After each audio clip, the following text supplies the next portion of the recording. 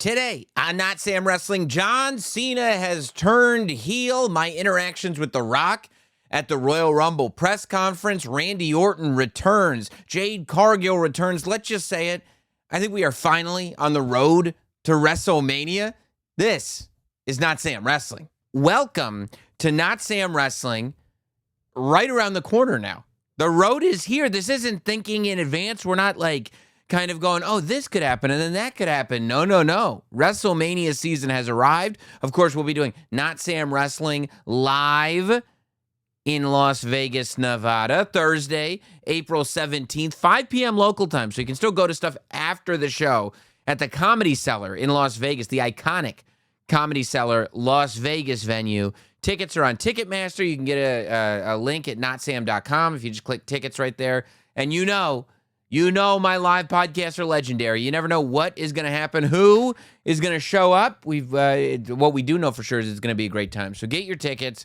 I was lucky enough to have a ticket to get into the Elimination Chamber premium live event over the weekend in Toronto. And I think that most of us were like, okay, we'll find out who wins these chamber matches, and then we'll have a pretty clear picture of what WrestleMania is going to look like. I don't think anybody thought that when Triple H said it would be industry shifting, it would be an industry shifting night, that people took him seriously. And quite frankly, that was all of our mistakes if we didn't take him seriously, because the industry has shifted. How has the industry shifted? Well, John Cena is a bad guy. John Cena is a villain. He's a heel, this John Cena. He's dastardly. He's selfish. We talked about it here on Notsam Wrestling. We should have all known for a fact that it was coming because the seeds were all planted in front of us. John Cena came in. He announced his retirement year last year. He said 2025 is going to be his retirement year. He's going to wrestle all year long. And then he said, but look, I'm going to earn everything that I get because my win-loss record is not great. And then he got into the Royal Rumble, and he was having a great time until he ended up on the apron. And Jey Uso escaped the AA, got back in the ring, just shoved John Cena off the ring apron. A stupid mistake, bad positioning for a veteran like John Cena. And all of a sudden, John Cena's got to look up and realize he is not the winner of the Royal Rumble. He has not punched his ticket. He figured he'd just show up, jump in the Royal Rumble. Okay, see you at WrestleMania. No, you're going to have to fly back home so you can get into the Elimination Chamber. Because then he goes at the press conference. He goes, all right, Jey Uso won, that's fine. But what's best for business is me going to WrestleMania and becoming the 17-time world champion. It's the first time that John Cena had said, all right, enough of all the humility. What's best for business is me winning the world title at WrestleMania. That's it. So I'm in the Elimination Chamber. And then there were 5 qualifying matches to determine all 5 of the people that would be in that chamber with him. But John Cena had no qualifying match. And we forgave him. Because John Cena is at a time in life right now where he's never, well, up until the weekend, where he was never more beloved. There's an appreciation that we all have for John Cena. And it's almost like, yeah, if you want to be humble about it, if you want to say, okay, I'm going to work for everything, that's fine, but we think you deserve it anyway. So when you do come around and say, well, what's best for business is just me jumping in this match, and I'm just going to. People were like, yeah, kind of a heelish thing to do. It's kind of a selfish thing to do. It's not the most polite thing in the world to do. But we were all okay with it because it's John Cena. We don't want to ruin his good time. We want him to give us a good time. We want to see Big Match John in the big matches. So go ahead. But if you're analyzing the character work that's going on, if you're analyzing the choices that character has made, clearly there is a shift. I am still getting over this moment that we saw at the Elimination Chamber, where we saw this shift fully realized. And I don't think for a second that people thought that they were going to get a moment. It's one thing to have a good angle, But to end the show on a moment that I feel like will go down in the annals of WWE history is one of the great, great, great heel turns, and I mean on a very short list of all time in wrestling. And to see it happen, and to see it happen to Cody Rhodes. Now, I was worried that Cody Rhodes was going to be the one to turn. And I think the reason that I was worried about that was, number one, I don't want him to turn. And I've made that very, very clear on my podcast for months and months and months and months, that to just think you can just build baby faces like Cody Rhodes is nuts. There haven't been any. If you could just create baby faces like Cody Rhodes, why wouldn't you just have baby faces on baby faces? There hasn't been one like Cody Rhodes since Hulk Hogan. And I've posed this question to many people, and at first they start to object.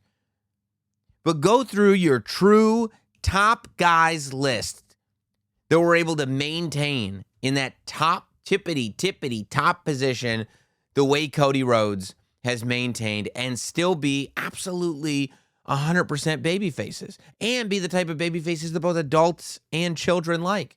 Because you'll go, well, John Cena was a top guy. Yeah, but he got booed out of every building by every adult male. You know, even Shawn ended up, Shawn won the WWE Championship for the first time. The boyhood dream came true in March. By November, they were booing him out of Madison Square Garden. He was heel by then. Well, he was gone at the next WrestleMania, and then after that, he was a heel. Cody Rhodes is such a babyface that he was able to survive losing at WrestleMania so he could go back and win at the next one.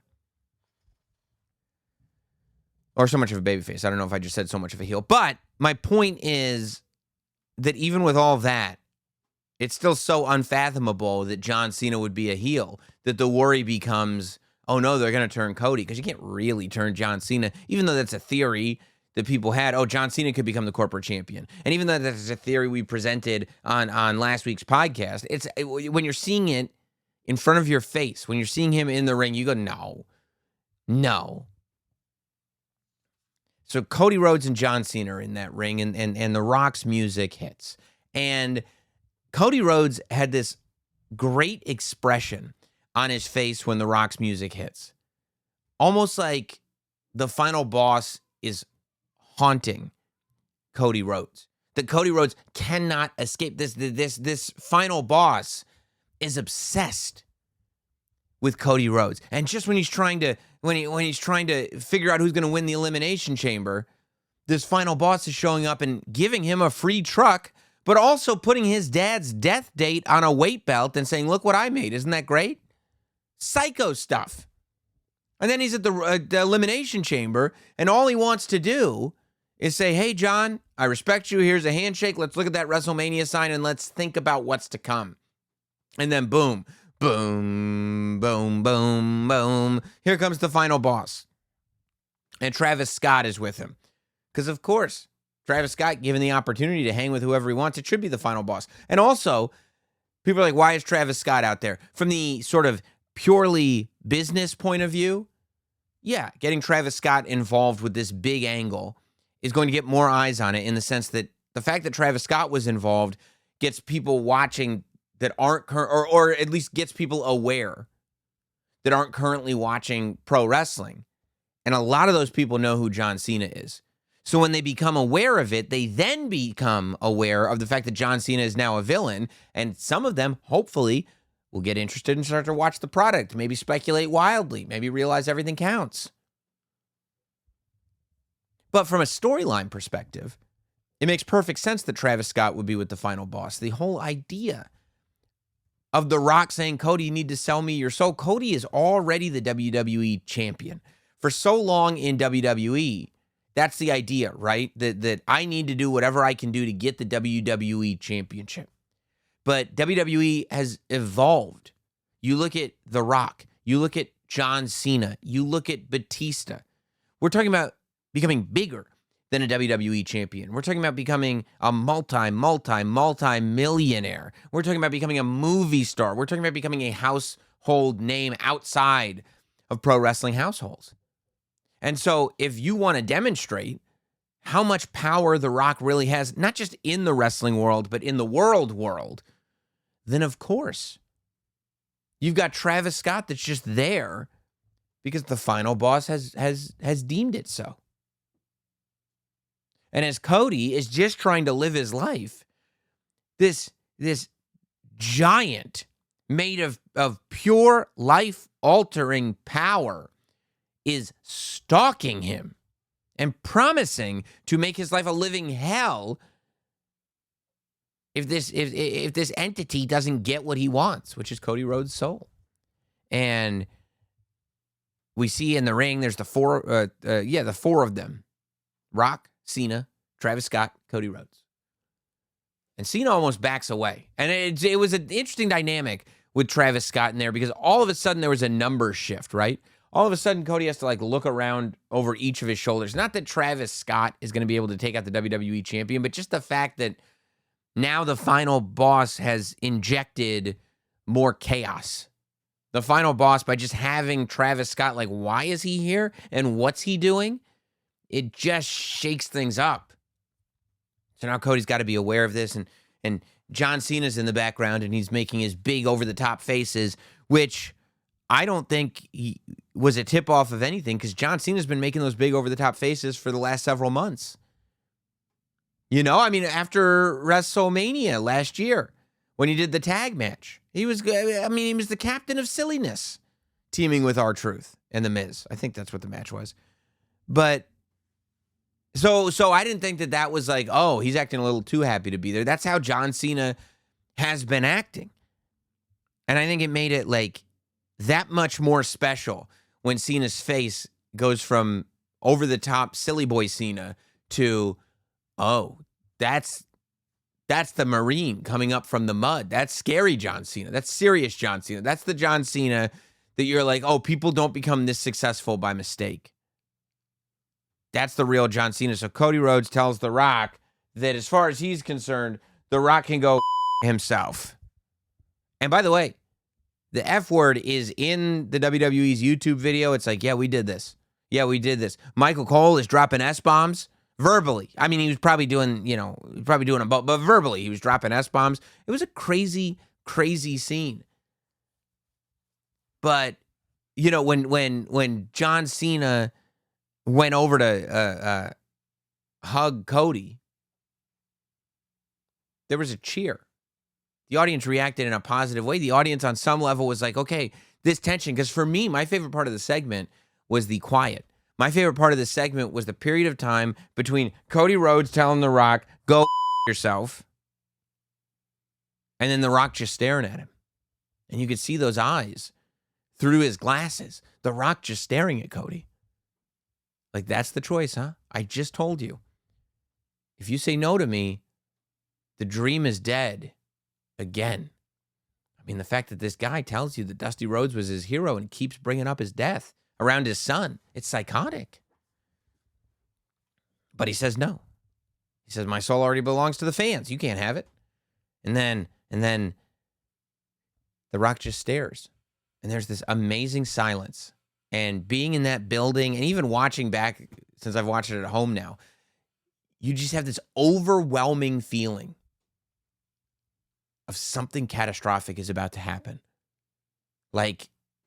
This has been built up.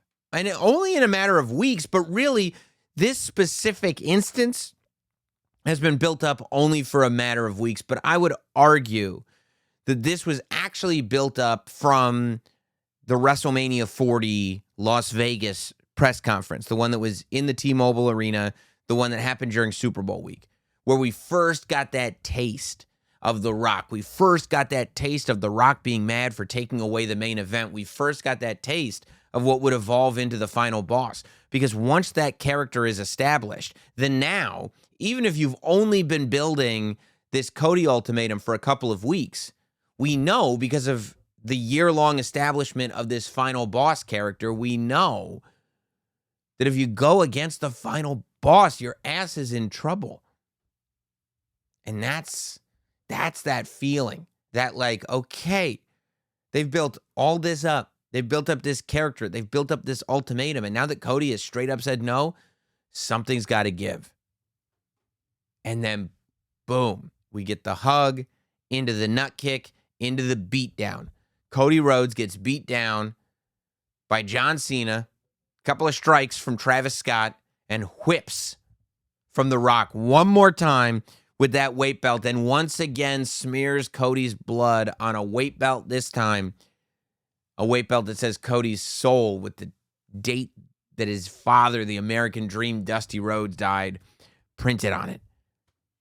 You saw John Cena getting the Rolex. That was the Rolex that Dusty pawned. That was the Rolex that Nick Khan and who was it, Bruce Pritchard maybe, gave to Cody after he won his match against Roman Reigns at WrestleMania. Now John Cena's got it wrapped around his knuckles, and he's punching Cody with it. Now look, these Rolexes are great pieces of equipment. They're not going to break, but they might break a skull, and that's what John Cena was trying to do. I think that the reason people cheered when the hug happened was because it broke up the tension, and because as much as like you want the drama, there's also Cody and John Cena are the two characters that, like, at this point in 2025, we don't want to lose their purity. We don't want to lose them as true good guys. And we're cheering when they hug because we convince ourselves for a moment we're not going to lose one of them, but we know it's not going to stay this way. And then boom, John Cena turns, and you've got this great shot of the three of them, of The Rock, Travis Scott, and John Cena leaving.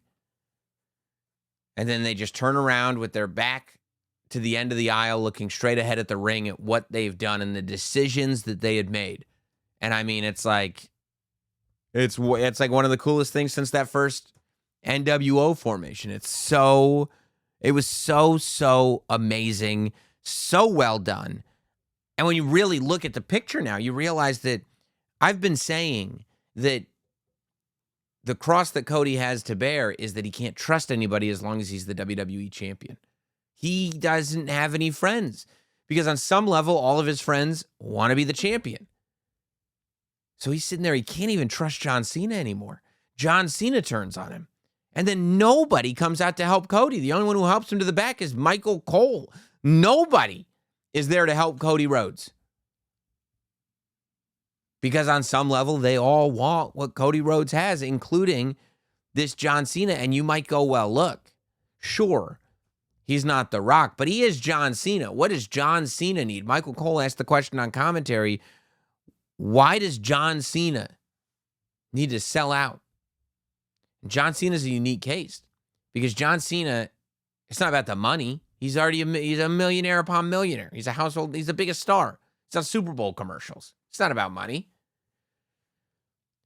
But what happens if, as humble as you've always been and as hard work as you've always been, see, John Cena has always been the work. Hustle, loyalty, respect. But he's never worked with a finish line. He's never worked with this date that says on that date, it's over. The light at the end of the tunnel is extinguished. There's just the end of the tunnel, and that's where it stops. So now John Cena is looking and going, well, if my win-loss record was not great in the last couple of years, and I lost the Royal Rumble, I need to make sure that I have the 17 championships. I need to make sure that I have that record. I didn't come this close to just come this close. I need to make sure that I go to WrestleMania and take that title because that's what's best for business. And maybe the John Cena character is aware that he's acting out of selfish motivations, and maybe not. Maybe the John Cena character is so delusional that he thinks what he's doing is better for the company. And The Rock has convinced him that it's better for the company, that what the board wants is John Cena setting the record as 17-time world champion. That's what the board wants. And The Rock is ready to make sure that that can happen for John Cena. And John Cena, somewhere for his own ego, he wants it to be the case as well. It's really interesting because going into the to the Elimination Chamber, I was having a lot of conversations with a lot of people. And even within the realm of WWE, nobody knew what was going to happen. Nobody. People thought something was going to happen, but that's as far as it went. There were conversations that I was having, and a lot of it's outside WWE, just talking to other wrestling fans. And the conversation that I enjoyed was, who do you got for the Elimination Chamber? That's probably going to be John Cena at this point, right? And it's like, yeah, but how do you make it interesting? How do you make it seem like he's not going to win it so that he can win it? How do you make it seem? And it was good that they had CM Punk in there because he was a believable winner as well. But how do you make John Cena winning interesting? Well, you have the match, and the match is good. But in one segment, they made it so that even though the Cody CM Punk segments have been unreal, and everybody wants to see Cody versus CM Punk, even though we know that Roman Reigns still wants that championship, and we know that Cody Rhodes is in Roman Reigns' way, with all the teases that we've gotten in one instance, you've got John Cena as the guy who it's like, yeah, there is no bigger match. There's no more interesting match. There's no greater match to main event WrestleMania 41 than Cody Rhodes versus John Cena. And it's remarkable in a sense that The Rock is involved, because in some ways it's like this is totally removed from the bloodline, which I think is great for Cody Rhodes to have a match this big. But now this is just becoming, this is what Cody Rhodes does at WrestleMania. But at the same time, because The Rock is all tied in, the bloodline is still connected. And it should be, because it's all one big story coming together. The Rock at Bad Blood, and we talked about this at the press conference, which we'll bring up in a minute. The Rock at Bad Blood put up his 1, 2, 3, and then did the throat slit. At the Elimination Chamber, he put up the 1, 2, and then did the throat split. Now, when he first put the 3 up, the people in that ring were Roman Reigns, John Cena, Jimmy Uso. I don't think that those 3, I no longer, I should say, think that those 3 were for the 3 that he was staring at. If John Cena getting taken out at the Elimination Chamber really was the acknowledgement, if Cody Rhodes being taken out of the Elimination Chamber really was the acknowledgement that, Cody, you were one of the ones that I was talking about, now I can cross you off the list, we're down to 2. I do believe that Roman Reigns is one of the 2. However, I think if you look at everything that the Final Boss has been a part of, if you look at everyone that has crossed the Final Boss, if you look at the year that the Final Boss has been around, what he said and who he said it about, if I had to make a prediction as to who the third person was, if that really is what's being symbolized, because you never really know with the Final Boss, I don't think it's Jimmy Uso, even though he was in the ring. I think the third person who is still owed something by the Final Boss kind of has to be Seth Rollins. Seth Rollins was the one that was getting in The Rock's face. Seth Rollins was the one that was trying to make sure that Roman Reigns and The Rock didn't get their way. Seth Rollins was the one that was protecting Cody Rhodes all the way along. I've got to believe that Seth Rollins is the person, and if he is, what happens if The Rock and Seth Rollins realize that they have a common enemy? Is this a possibility? You've got John Cena and The Rock. You've got Roman Reigns and Seth Rollins coming off of... who knows? Who knows? There's a million directions that we could go in. And that's the joy about this road to WrestleMania. I mean, we do need to talk, speaking of the road, speaking of the weekend, about the press conference that went down. I cannot believe the amount of reaction. I guess I should believe it because it's the Final Boss that we're talking about. But, I mean, you know who had a good perspective? Emily May from Sportskeeda was in that in the press conference room. And after The Rock and I were done having our interaction, she looked back at me to say hello. And I mean, my eyes were just like bugging out of my head. Can you believe what just happened? I had this moment where it was like, okay, I got to take advantage of the fact. So I'm there, right? I'm there at the Elimination Chamber, and I talked to some folks and they're like, "Yeah, you can get into the press conference if you want. You want to ask a couple questions for your podcast or whatever." I go, "Yeah, I've never been to one of the press conferences. I like to see what it's like. I like experiences." So I go in, and they say the people that are coming out are Triple H, John Cena, and The Rock. And I go, okay, I got to talk to some of these people. And Triple H comes out, and everybody's got their hands up and stuff. And I go, you know what? I don't want to monopolize it, you know. Plus, people think it's suspicious. They keep calling. I don't want to monopolize anything. So you know what? I'm not going to ask Triple H anything. I'm gonna ask a question to John Cena, though. Best believe I'm going to ask a question to John Cena. I'm going to get something out there, and I start thinking of questions I'm going to ask John Cena. And just as I come up with something really great, he comes out, he mic drops, and he leaves. So now I'm sitting there and The Rock's coming out, and I already had this question in my head about how to take the final boss. Really, it was just a matter of I was less critical than others were about the final boss's SmackDown return promo from a week ago, or a week and change. But there were people that were very critical of it, and I thought it would be interesting to get his perspective on that. Now, of course, on the other end, so I'm going, I don't want to forget this question just because something massive just happened. But I do want to reflect on something massive that just happened.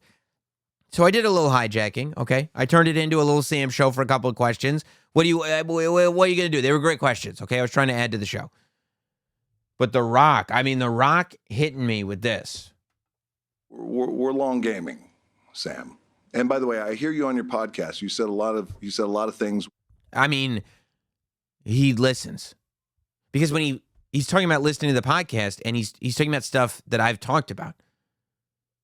You know what I mean? He knows what I've been saying. This final boss is omnipresent. He's everywhere.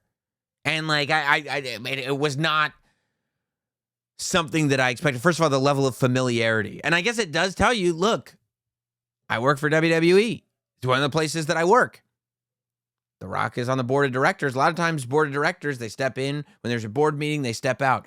Rock is hands-on. Rock clearly knew who I was. And that was the moment that I decided to take a stab at it and say, hey, you should come by the basement sometime. We aim high here at Notsam Wrestling, you know? But I would like to say this.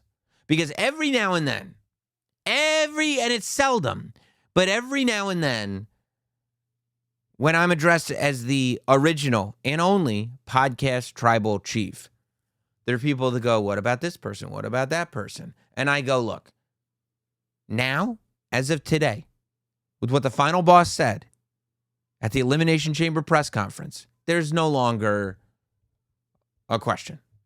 There's no longer anything to address. You're looking at the podcast tribal chief. It just is what it is. And people will say, well, you can't just call yourself the podcast tribal chief. Basically, The Rock did. And you know who's the last person that The Rock said, yeah, that guy's the tribal chief? Roman Reigns. So if you say The Rock can't call me the podcast tribal chief, and he didn't literally do it, but he figuratively, he did it, then are you going to say he can't give the Ulafala to Roman Reigns? He basically gave me the podcast Ulafala. And I felt it. I felt the power. And I wanted more. And you know, and people go like this. How did you get The Rock to put you over like that? That's incredible. You know, and it was easy. I sold him my soul. That was it. I just gave him my soul. And he was good like that. So it was, I mean, I first for real can't ever thank him enough for going so far outside of what he had to do in that press conference. It blew my mind. It's something that'll stay with me forever. Also, over the weekend, I found out that somebody else legitimately listens to the podcast. I'm not going to say who it is. Somebody else legitimately listens, and I was on the floor.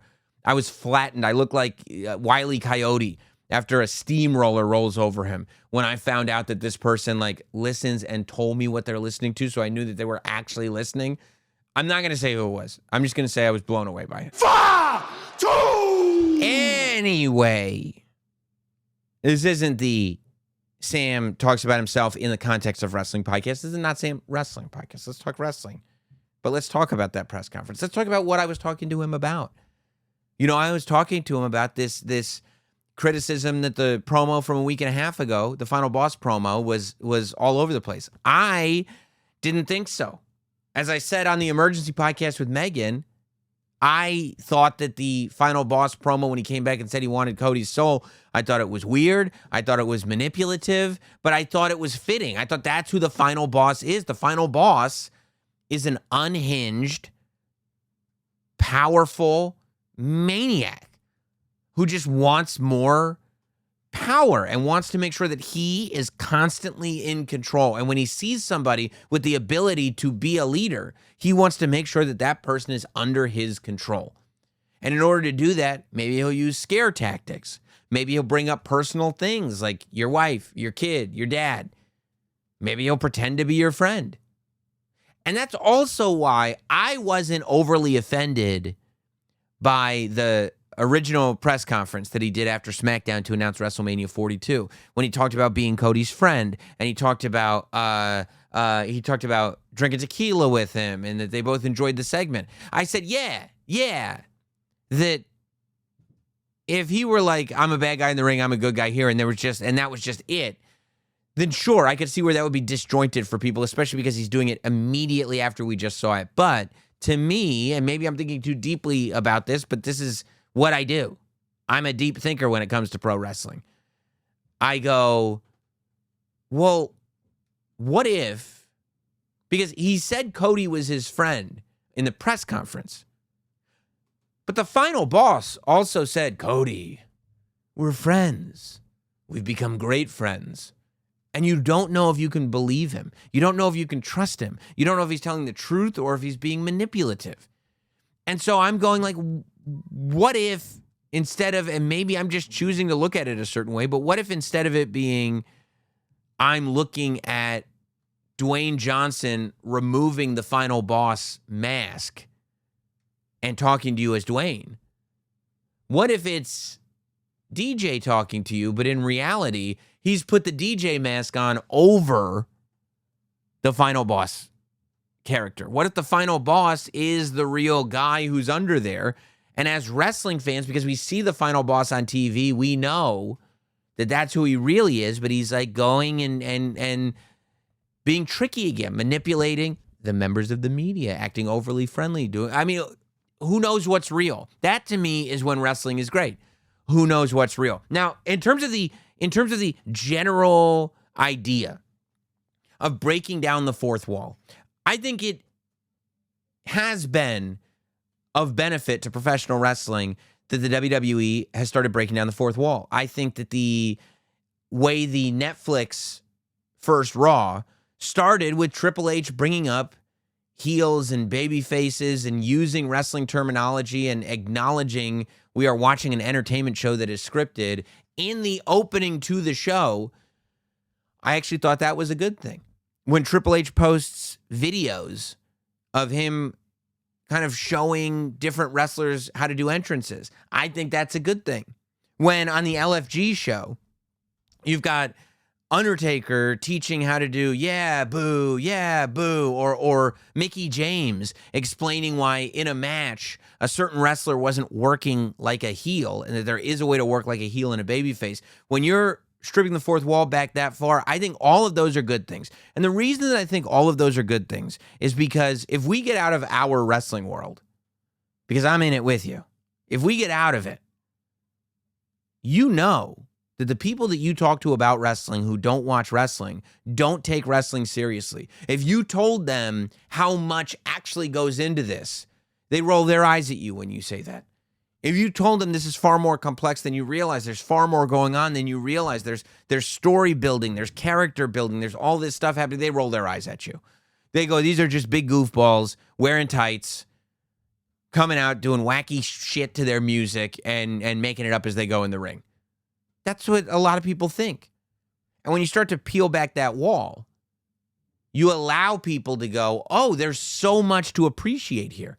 There's so much good happening, and there's so much work being done so that every detail is at least as close to right as we can make it. And then they go, and they do this 52 weeks a year? And you go, yeah, there's like 4 shows a week. I think that it's ultimately good to show people how much actually goes into this show. It's the type of thing that makes you like. It's the same thinking of why wouldn't the Emmys be giving Monday Night Raw an award? Why wouldn't segments on Raw be nominated for Emmys the way SNL skits are nominated for Emmys? Right? I think that what makes wrestling different is the suspension of disbelief carries beyond the television show. So in every other television show and movie, the suspension of disbelief, which is the idea that even though you know what you're watching is a show, is staged, you're willing to believe it because you want to, because it's a good show, because you're having a good time. But you have to earn it. The producers of the show, the people, the performers, that has to be earned. Suspension of disbelief has to be earned. If you're watching something and you simply can't believe it, you simply can't bring yourself to either care or buy in, then you turn it off. You don't watch. But when the credits roll on a movie, you go, wow, this human being did a great performance. You go, Daniel Day-Lewis. You don't say, oh, yeah, Abraham Lincoln was in the wrong with that. You go, Daniel Day-Lewis played a great Abraham Lincoln. You're able to break that suspension of disbelief immediately after the film or the television show because wrestling is one big story that just lasts and lasts and lasts. That suspension of disbelief can't ever really be disrupted.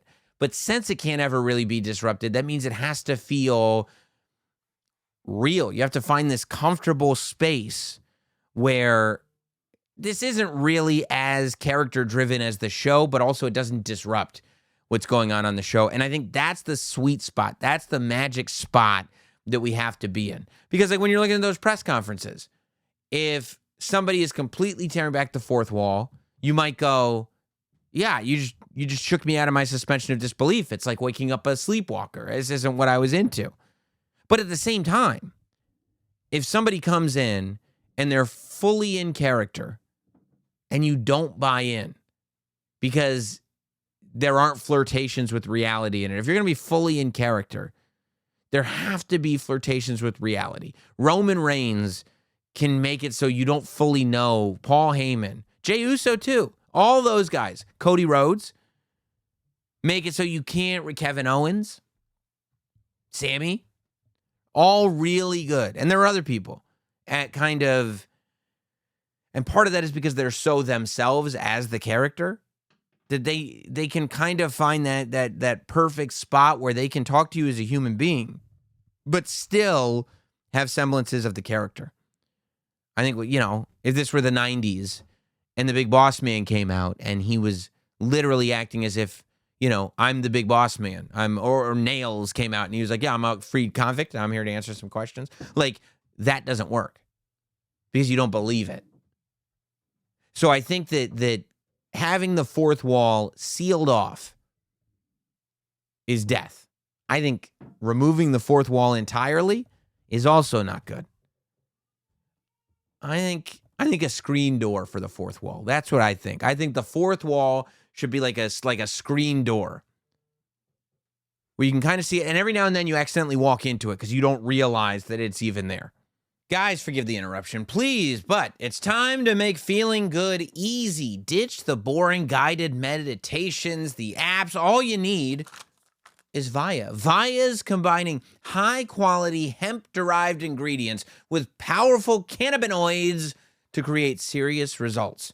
Whether you want more focus, whether you want better sleep, whether you want a boost in your love life, Via has got you covered. They give you this whole kit. You can pick and choose exactly what you need, exactly how you need it to improve your life. It'll be there for you. The best part is that Via lets you customize the whole experience. Choose the type of relaxation you're looking for, along with the levels of THC that you want. With products ranging from 0 to high cannabinoid levels, they have something for everyone. Choose from topicals, gummies, drops, and more, and get ready to relax. If you're 21 and older, treat yourself to 15% off and get a free gift with your first order using my exclusive code NOTSAM at viahemp.com. Enjoy free shipping on orders over $100. That's VIIAHEMP, viahemp.com. But that's kind of where I land on all the fourth wall and press conference stuff. You know, I feel like this happens to Randy Orton. Every time Randy Orton returns, there's a massive story. Randy Orton returned at the 2023 War Games. CM Punk returns right after. And it's like the story is CM Punk. John Cena having this massive heel turn at the side of The Rock. And all of a sudden, we're not talking nearly enough about Randy Orton returning. I did enjoy the unsanctioned match between Kevin Owens and Sami Zayn. I thought it was well done. They aesthetically made it so you could feel the difference between a no DQ match and a non-sanctioned match. Having the lights different in the house. Having the referee at first just wearing that black shirt and like not wearing WWE branded stuff. My favorite part, and it's a little detail, I loved blacking out the turnbuckles. I love having unbranded turnbuckles for that match. That's just a little touch where it's like, yeah, that makes it look, this isn't WWE. Only thing I would have done is turn off the LEDs on the guardrails. But maybe they need to be on for some reason. I don't know. But I thought it was a lot of fun.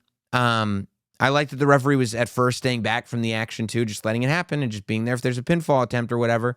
A lot of crazy stuff. The double table bump, of course. The drop toe hold that Kevin Owens took on the barbed wire chair was like brutal. Just going head first and just hitting his head on a chair like that would have like creeped me out. But adding barbed wire to it, nuts. So Kevin Owens wins, and the story is basically that Sami Zayn was not taking his injury seriously. That everybody that told him this is a bad idea, everybody that told him you're not healthy enough to do a match like this, and he said, no, I have to, they were right. The Adam Pearces of the world, to everybody. That Sami was favoring his neck, and Kevin Owens, who is not the same Kevin Owens as last year, who when Cody Rhodes started favoring his knee, Kevin Owens would not go after it. Kevin Owens has learned from that. So the minute Sami Zayn is favoring his neck, Kevin Owens is going after the neck. He's wrapping his head around a steel chair and throwing him into a steel post, and finally ending with that power bomb on the apron.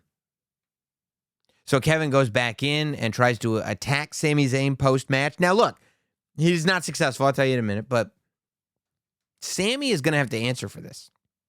It would make sense if you were off TV again for a little while, but at some point, there is a real, for that character really has to, and I feel like he's done it before, but it's got to happen again. He's got to come to terms with the fact that his heart tells him to do things that he should be listening to his brain for. It's the classic case of more guts than brains. Especially in a scenario like this where it's like, yeah, the reason that you lost was because of the body part that we told you needed to heal. That's why this match was unsanctioned, is because you're not ready to fight, and then you got in there and you lost because your neck was bad. So that's something, for Sami Zayn to tackle. And I don't know where Sami goes for WrestleMania unless a new story starts this week. And I wouldn't be shocked at all. We have WrestleMania is April 19th. So we have 6 weeks more before WrestleMania. We have plenty of time to build a new story for Sami Zayn. And if it's a story of overcoming odds, whatever it is. But I do think it has to be addressed that, like, he fought for his life. He threatened Kevin Owens. He did all this stuff, and then boom, lost. And he lost, fair and square as you're going to get in an unsanctioned match. But the reason that Kevin Owens wasn't able to attack Sami Zayn was, of course, because Randy Orton returns. The music hits. Here comes Randy Orton, big as a house, muscles on muscles, and he gets in that ring, and he and Kevin start going for it. He drops him with an RKO, and just as he's about to punt, the sanctioned lights have come back on, so we know that we are sanctioning things again, although this isn't a match, so technically. Just as it's about to come back on, or just as he's about to punt him, the officials come in and they stop him, and Randy Orton doesn't get to do it. But Randy Orton coming back looking for revenge. Of course, Randy Orton, the first person that Kevin Owens was able to take out with that pile driver that has become his calling card. So I'm very intrigued. I feel like the WrestleMania match has to be Randy Orton versus Kevin Owens. I don't know if you're going to do, because it's just an interesting scenario that they both have a banned move. Kevin Owens has a pile driver. Randy Orton has that punt kick.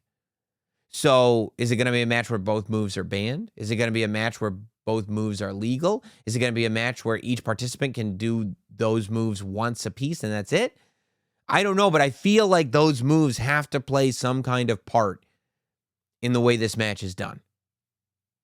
It's just too like, and Randy, because he got hit with that pile driver, has to be so hungry to punt this guy.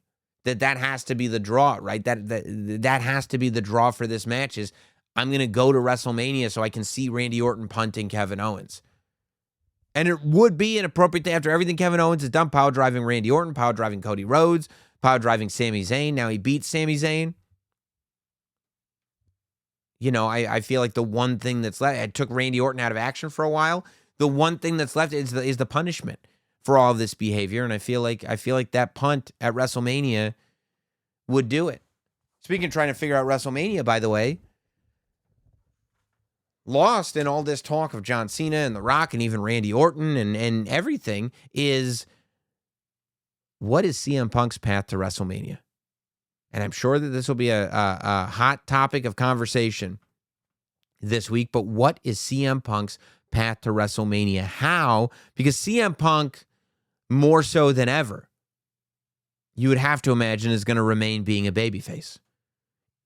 It'd be one thing if he lost the chamber and he somehow signed on with The Rock to end up in some kind of triple threat match to now he's a heel because he's got to get to WrestleMania. But the cards are booked and there's already a heel in each title match. So, I mean, for me, I would think that the way to handle it is to have like a Seth Rollins come out and make fun of CM Punk for losing his second chance at getting to WrestleMania, and then kind of build from there, where it almost becomes, by pointing it out, it almost becomes the distraction in and of itself. Like, we're so wrapped up in this feud that I guess we'll get back to WrestleMania when we get back to WrestleMania. Unless they're going to try something where he still is technically in the main event of night one, but it's not a title match, you know? Because in my mind, Cody and John Cena has to be the main event for night two. But maybe the move is to go, okay, night one of WrestleMania, the main event's not going to be a title match. It's not going to be one of the women's matches. It's not going to be Jey Uso versus Gunther. It's going to be what CM Punk is doing. So technically, he does get the main event. We got word that Roman Reigns was going to be a part of 2 SmackDowns during the international tour. And there is no word other than that of Roman Reigns returning. It's real interesting that this far into the WrestleMania build, we have no place for Roman Reigns. And as big as CM Punk is, as massive as the John Cena turn and the match with Cody Rhodes and Jey Uso's over here, there's so much going on. This is the first year since the pandemic. I mean, this is the first year since WrestleMania 37 that it's not a foregone conclusion that Roman Reigns would be in the main event of WrestleMania. You know, at one point I said maybe that's the favor, that if CM Punk can have Roman Reigns at WrestleMania, Roman Reigns main event's WrestleMania, so now we got the main event. But I would argue that more so than since WrestleMania 35, there hasn't been a clearer, a less clear path for Roman Reigns to get to the main event. Because even WrestleMania 35, he was scheduled to face Goldberg. Remember, Braun Strowman filled in for him, but it was supposed to be Roman versus Goldberg. And he would have main evented that.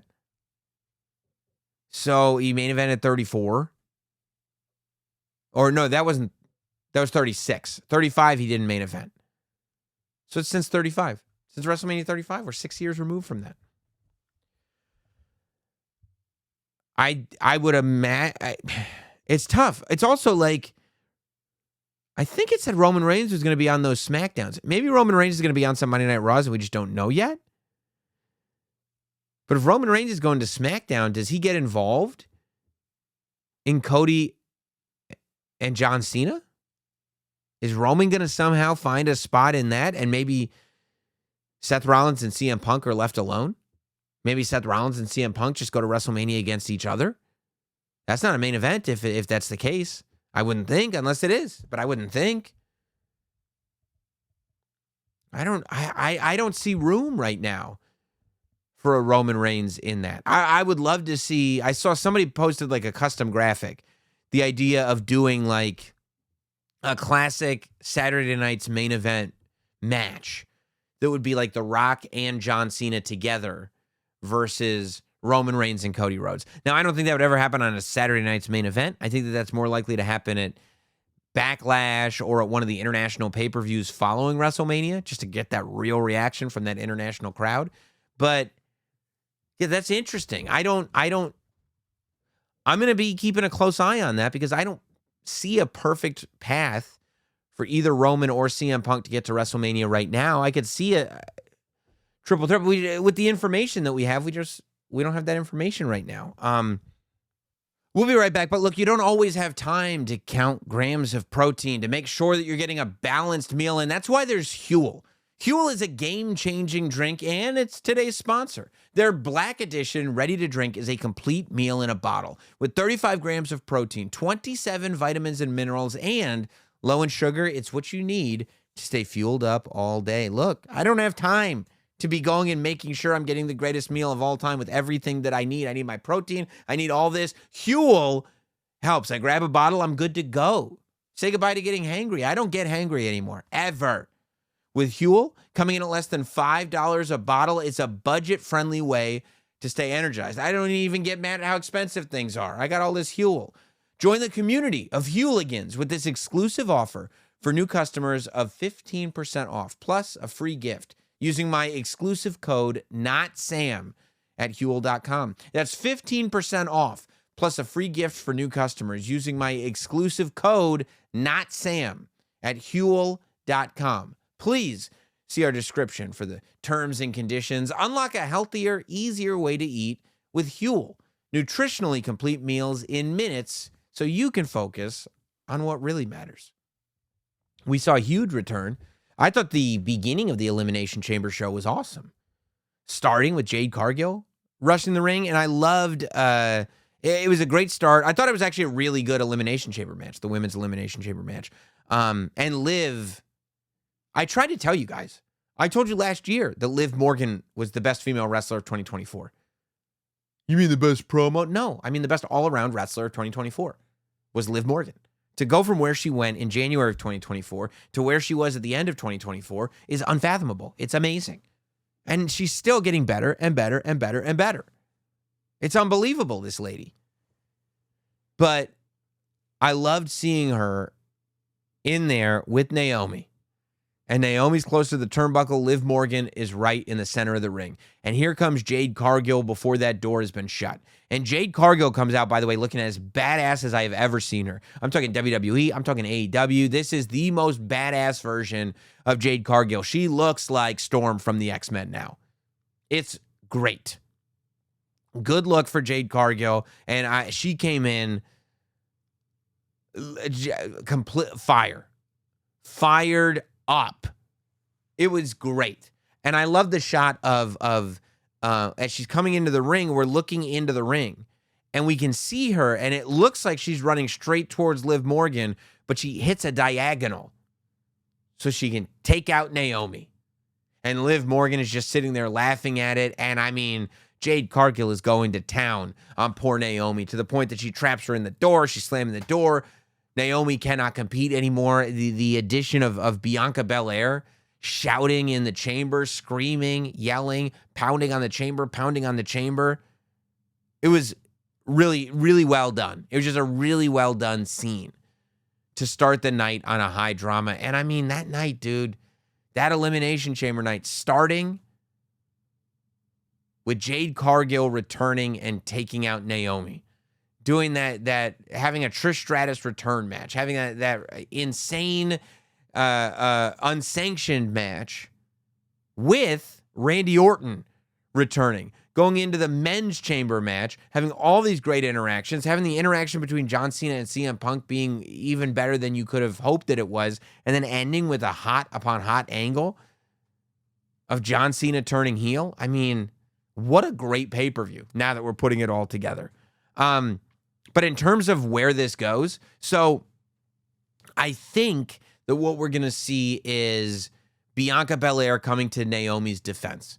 I think she's going to tell Jade Cargill that Jade is confused. It was clearly Liv and Raquel. Naomi didn't do this. Naomi told her so. There are people who think that it's all going to come around and Bianca Belair is going to be the one that took out Jade Cargill. I would not understand this whatsoever. The reason is that Bianca Belair was in a Women's United States Championship contender match when Jade Cargill got attacked. And you could say, well, she could have gotten attacked before the match, and that's true. But Bianca Belair went to the back to help her. That would mean that Bianca Belair gave up her opportunity to be the first ever Women's United States Champion in order to what? Really make it seem like she didn't attack Jade Cargill? And if she did attack Jade Cargill, why? It wasn't to be a singles wrestler. She started teaming with Naomi. I think that Naomi attacked her. I think that Naomi swooped in, was Bianca's partner, and it's this whole thing. So I think that Bianca's going to take Naomi's side until finally Naomi shows that actually Jade Cargill was right the whole time. I think we're going to see a heel Naomi at some point. And I think we're going to get into Jade Cargill versus Naomi as the big thing. I don't know if that'll be a WrestleMania match. Maybe WrestleMania SmackDown. Maybe WrestleMania. I don't know. There's a limited space on the WrestleMania card, but who knows? I'm excited. I thought it was a great twist. I feel like the Jade storyline was like just long enough. Not so long that you're like, oh my God, I forgot that even happened, but long enough that you were like, yeah, we can credibly believe that she's hurt. So I'm intrigued. I'm very, very intrigued. I'd love to hear what you are intrigued about. Email in notsamwrestling@gmail.com, notsamwrestling@gmail.com. By the way, make sure that you're subscribed on the YouTube channel. Make sure you're subscribed across all audio platforms. Make sure you're leaving comments. Make sure you're leaving reviews on the Spotify and the Apple and everything. Not a shock. Many emails. I mean, so many of these. I'm just scrolling down. I'm scrolling through pages and pages of emails. These are all from the last 24 hours. This is nuts, which is probably good because I feel like stuff that came before Elimination Chamber may not be relevant anymore. Near writes in. It's Near from Israel. Oh, dude, you guys, I'm a lucky person. Getting shouted out by The Rock at this press conference, then coming home and getting reminded on a weekly basis that this show is able to penetrate globally, that I have people that like the show so much they're emailing in from every country you could imagine, and that this show can act as an escape from whatever's going on in your country all across. It's amazing to me. It's awesome. So I appreciate it very much from you guys. But Near writes in, I acknowledge you. Oh, thank you very, very much for the acknowledgement. 5, 2. Great to hear your family's doing great every week. They're doing great this week too. I hope it's no different. It's not. Instead of asking you a question or speculating wildly, I got a story that I think you're going to think it's pretty cool. All right. Quick background. I met you backstage at TakeOver New Orleans in 2018. I was there as a journalist. I was overwhelmed to a freeze by everyone getting ready. You came to me, reached your hand to shake mine, and introduced yourself while kindly smiling at me. What? You're going to ruin my reputation as a crummy dude. That kind of helped me shake the stress out. I really appreciate it. Looked you up and have listened to your podcast ever since. What a great guy I am. I'm glad I could help. What I wanted to tell you about is an amazing wrestling moment with my two boys.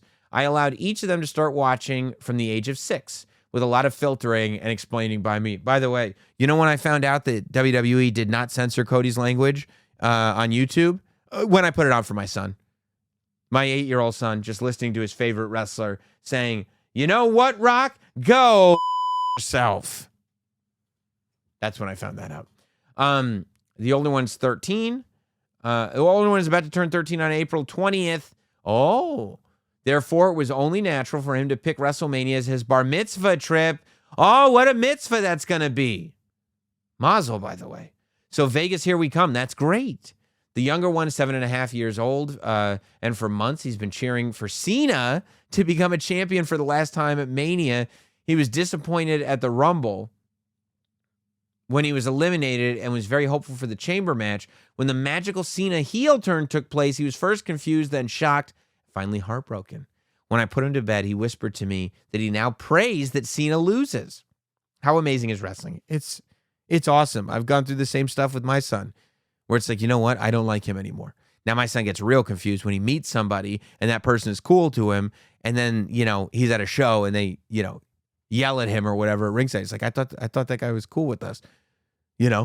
Why is Drew acting like that? Don't worry about it. How amazing is wrestling? I comforted him and told him a bedtime story. Yeah. And about the time I loved a Native American called Tatanka for 2 years. Now he broke my heart when he turned and joined the $1 Million Man. Yeah. I love it. I love that wrestling is timeless too.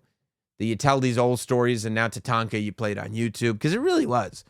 Tatanka was like, Lex, I know you sold out. Lex was like, I didn't sell out. Tatanka was like, I think you did. I said, I'm going to go with Tatanka on this one. Tatanka's the one that sold out. What? Greg writes in, Sam, if you, everything counts, and I think by now we know it does. Yes, of course it does. I believe that is the motto. It's not one of the rules. Is it? No, it's the third rule. It's the third rule. Everything counts. Watch the product, speculate wildly. Everything counts. Everything counts. That's a rule. There has to be something with The Rock first holding up 3 fingers, then 2 fingers. Okay, we did. We discussed this a little bit. Christopher from Hawaii writes in, my podcast tribal chief, also The Rock's. I have a theory about Cena. He wins at WrestleMania, then remains champion throughout the year, doing The Rock's bidding, maybe right around SummerSlam. Okay, not throughout the whole year. Maybe right around SummerSlam, it comes out that the Make-A-Wish kids don't want to meet John Cena anymore. Maybe even do an angle where John Cena goes for a meet and greet, and all the kids shun him and boo him. It starts to affect him, questioning if his soul was in it. Then at Survivor Series, he finally breaks and turns on Rock, vacates the championship, and rides off into the sunset as a good guy again. Honestly, it sounds horrible. I appreciate the email, but like the idea of turning Make-A-Wish into a gimmick doesn't work for me. The idea of John Cena holding the title for a year and then vacating it doesn't work for me. And the idea that he turns on The Rock and then leaves is like no match, no nothing. He was just a bad guy, and then he decided, I don't want to be a bad guy anymore, so I'm vacating the title, and now I'm retired. I mean, could we have put a little more thought into it? Dean writes in, I'm a huge proponent of letting them cook. You got to let them cook. That's the motto. Let them cook is the motto. And I do believe as well that everything counts. Of course, everything counts. I wanted to get your take on The Rock's hairdressers. Okay, I did that one. Thank you. Connor, I have 2 questions. Okay. Looking at I can't get mad at you for 2 questions because I pulled that move on The Rock. Looking at the active WWE women's roster, who would you say is the Shawn Michaels of the women's division in terms of being the best in-ring performer? Charlotte, right? The best. That's the first thing that popped into my head. The best. Yeah, I feel like if there's a Shawn Michaels of the women's division, it's probably Charlotte. Between Jordan Grace, Julia, and Stephanie Vaquer, who do you predict will be the first one to win a world title on the main roster? That's a great question. I think Julia will be first. There's just something about, I think Jordan Grace will get there. I think Stephanie Vaquer is amazing. But I just think there is something so charismatic about Julia and the whole presentation of Julia that I think she's the one that I would see first. I wouldn't be surprised if all 3 of them hold the women's championship, but I see her doing it first if I had to pick one. Okay, this is a ranking question. I'm going to skip it. Skip that one. That's too long. Skip that one. Okay. This is from Kia Ora from New Zealand.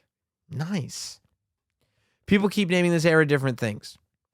But in a way, it should be the never say never era. What? We have CM Punk on television. Oh, I see what you're saying. TNA wrestlers on NXT. What about the anything's possible era? John Cena heel turn, F-bombs being dropped. Yeah, what's one thing that you want to wildly predict we may see in the future? Okay, now that's what should be the everything's on the table era. Well, it's everything counts era. The one thing that I would want to wildly speculate upon, that this would be the thing to do. I don't know, man. I don't know. I hate to disappoint. I'm just kind of along for the ride at this point. I mean, we've got Moose in NXT, for God's sake. What's next? I guess, how about this? Ambrose returns, One Night Shield reunion. There you go. Ambrose returns, One Night Shield reunion. That would be it. That's a great answer. Congratulations, Sam. Josh writes in, I've always acknowledged you as the OPTC. Other podcasters, don't want to name names, didn't agree with that. I dare any podcaster, by the way. I dare any podcaster to watch the press conference from after the Elimination Chamber and tell me I'm not the OPTC. Tell me I'm not. How? That's what I want to know. How not? And by the way, every other podcaster I see, they got a co-host, they got this one, they got a guest. I'm in here in a basement by myself, rocking and rolling. Sometimes Megan is here. She's fantastic. But when Megan's not here, I'm down here. I'm by myself. And I'm still the OPTC. I mean, come on. If I'm not him, who is? But after hearing The Rock say he listens to your podcast at the press conference, you're the only podcast tribal chief. Yes. Now that conversation's done. At this point, to say I'm not the only podcast tribal chief, you sound dumb if you're saying it. So say it, but you'll sound dumb. I'm sure by the time you're reading this, you have analyzed the Cena heel turn in depth. Yes. Do you think that this is bigger than Hogan turning to form the NWO? Well, it's impossible to say because the NWO gave Hogan a complete second run. The NWO, it depends. Like, part of the reason why the Hogan turn was so massive is not just because it happened, but because of what happened after. The NWO is the hottest thing in wrestling. So, depending on how the Cena heel turn goes, potentially, but it's certainly in the conversation. The angle in and of itself as a one-time thing, it's in the conversation with Hogan and the NWO. It's in the conversation with Andre turning heel on Hogan. Also, where does Roman figure into WrestleMania? Okay, yeah, you're going to be real happy when you listen to this week's episode. Mike is emailing in, obviously still in shock over the events of Saturday night. But it did make me think of something. Now that Cena's a heel, does he even have to retire? Couldn't he just go back on his word and change his mind now? I mean, that would be some real cheeseball nonsense if that happened. I don't see that happening at all. No. Cena's going to retire. Like, this is the story that's being told. I get what you're saying, and it's fine to say it, but no, I don't think so. Martin writes in, I acknowledge you, my only PTC, and I love you. And so does South Africa now. And I'm not the OPTC. Please tell your story walking.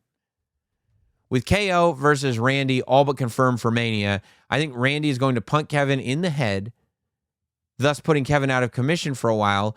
You think this should be his regrouping phase where he realizes his wrongs and pushed to be world champ and slowly becomes a threat again? Oh, like, also, what defines a long email for you? I mean, if I look at it and it's long, that was a very short email. One sentence. Perfect. So I think this should be his regrouping phase where he realizes his wrongs and pushed to be world champ and slowly becomes a threat again. Are you talking about KO or Randy? Like when KO is gone? Because I don't know. I feel like KO's been in world title matches a bunch recently. If you're talking about Randy Orton, yeah, I could see that. I could see this being the change for Randy Orton. Let's see.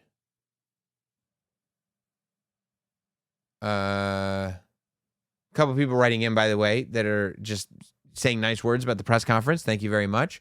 Matt writes in, just writing my podcast tribal chief or perhaps podcast final boss. Yeah, honestly, we're pretty close to podcast final boss at this point. To acknowledge how cool it was that The Rock said he listens to the podcast. That's incredible, not just for you, but for all of us fans to think. Has The Rock ever heard Sam read one of my emails? Mind blown. Where's that rank for you in your pro wrestling moments? Up there with Brock Lesnar grumbling, what do you mean, what's the haps, and going on Stone Cold show? Okay, that's a great question. No, I mean, I think honestly, it's definitely in competition for the coolest thing that's ever happened. Because keep in mind too, it's not just Rock. Like, I've created this podcast. It runs completely autonomously. I do everything. As far as this podcast goes, like, I'm making the clips, I'm designing the thumbnails, I'm editing the shows. Like, this is my baby. I built this studio that we're in. So the idea that it has expanded and has become influential enough to the point where something like what happened this weekend could happen is like, I don't even know if I've come to full terms with it. It's mind-blowing. That it's definitely up there with Stone Cold, with being at Stone Cold's house. Yeah. I mean, it's just an amazing thing. Like, to go like, okay, I've had cool moments now with The Rock, Stone Cold, Triple H, Mankind, and I've had a couple conversations with The Undertaker, and it's like all those guys, like the Attitude Era. It's unbelievable. I don't want to talk too much about it. It's too much. Mark writes in, this is what he writes. How about Santos Escobar winning the U.S. title and announcing that it's no longer the United States Championship? It will now become the Mexican Championship. And he refused to do interviews with journalists who still call it United States Championship. Nah, probably not. Jeremy writes in, love your show. Hope you are well. December isn't that far away. We know John has a busy schedule. Will John actually end his career as a heel? I mean, look, I think that we're going to get a lot more John going forward. You know, they said at the press conference, The Rock said it, that he flew in from filming his movie. He did this. He flew back to finish the movie. But I think as we get closer to WrestleMania and then post-WrestleMania, we're going to get a lot more John Cena. That was something that was promised. There's a number of dates that we're getting from John Cena, and it's a lot. So I think we're going to get a lot more John Cena, and I can't imagine he'll end his career as a heel. Even if he's a heel until November, I just can't imagine he'll end his career as a heel. But honestly, I don't know that I thought he was going to turn heel at all. I didn't.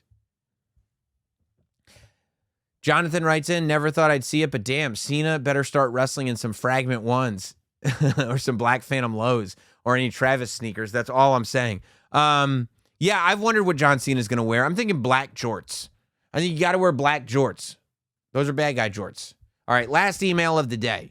This is from Connor in Dallas. I have two questions I'd like your opinion on. Looking at the active WWE women's roster, who would you already sent this to? Okay, John writes in, can you please give some insight from your perspective and behind the scenes knowledge you have in regards to Seth Rollins and Liv Morgan's work over the past year in WWE?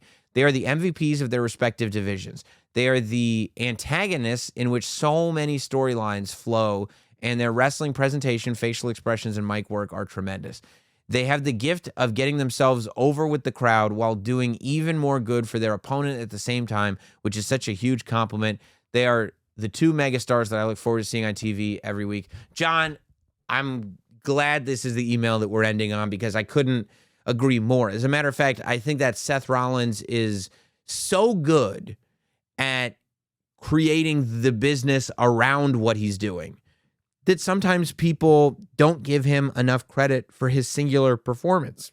He's so good at making other people good. He's so good at moving these stories along. He's so good in these matches. He's able to do so much that people don't see him. I think with Liv, people are stuck.